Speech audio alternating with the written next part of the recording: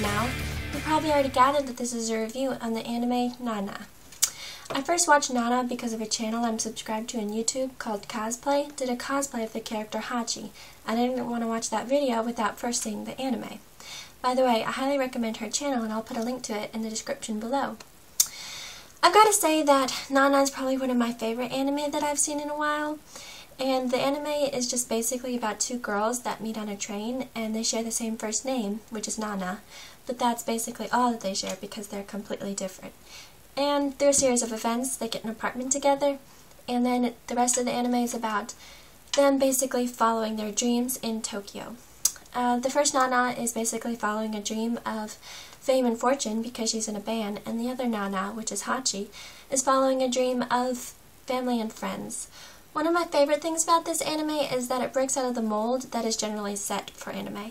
Also, all the characters are very unique and often have a backstory that makes them seem very endearing. Another thing that I love about this anime is that it really pulls at your heartstrings.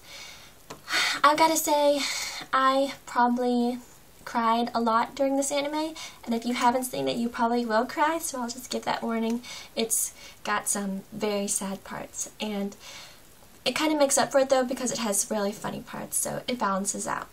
My least favorite thing about this anime, though, was that it ended with a lot of questions unanswered.